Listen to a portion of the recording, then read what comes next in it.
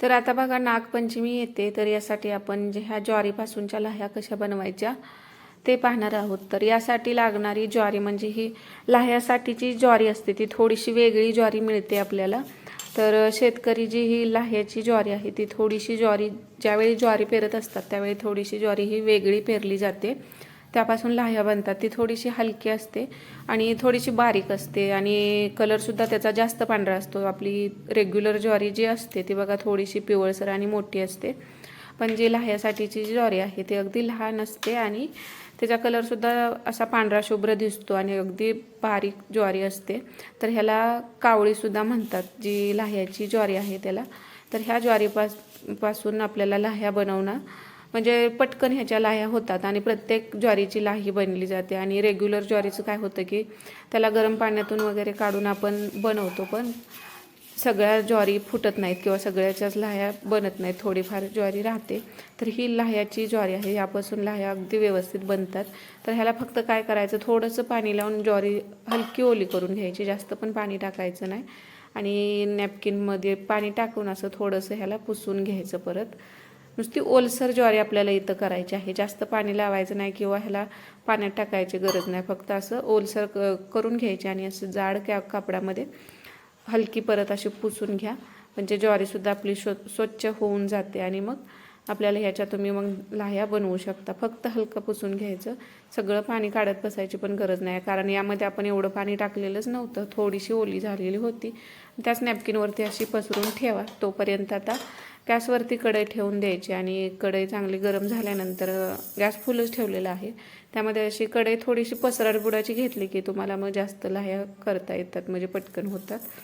आणि फुल गॅसवरती अशा पद्धतीने थोडीशी ज्वारी यामध्ये टाकून घ्यायची आणि टाकल्यानंतर बघा लगेचच ही ज्वारी एकदम हलकी असते, त्यामुळे पटकन ह्याच्या लाह्या बनतात आणि ते असं बाहेर कढईच्या बाहेर उडू नये म्हणून यावरती एखादं झाकण ठेवा।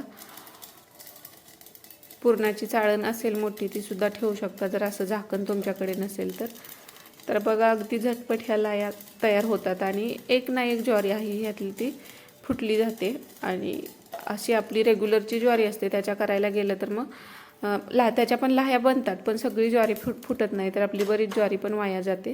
त्यापेक्षा तुम्ही लाह्याची ज्वारी तुम्हाला दुकानात जर तुम्ही मागितली तर ते देतात। तर आता ही जी ज्वारी आहे ती बाजारात पण भेटते, तर आमच्या इथं बाजार होता शनिवारी, तर तिथून आणलेली होती मी।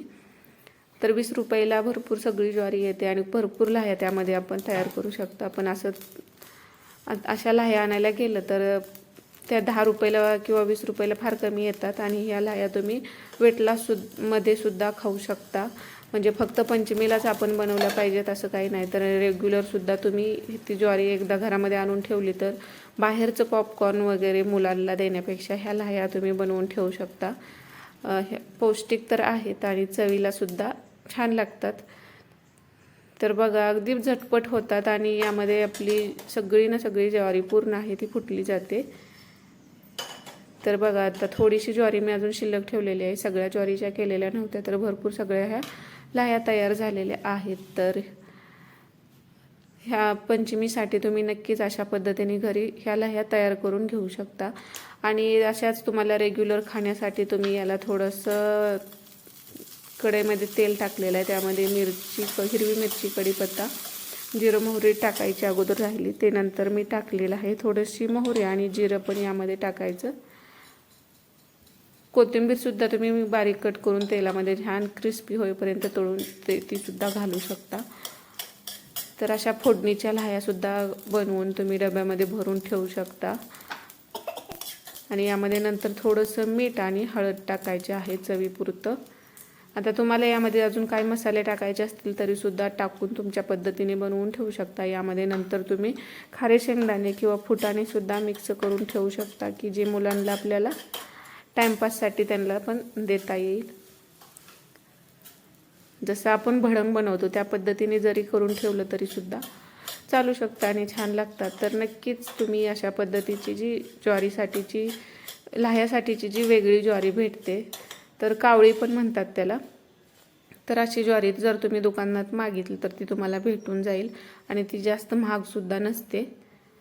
एकदा वर्षभरासाठीचे एकदाच आणून तुम्ही अशा पद्धतीने लाह्या नक्कीच बनवून ठेवू शकता।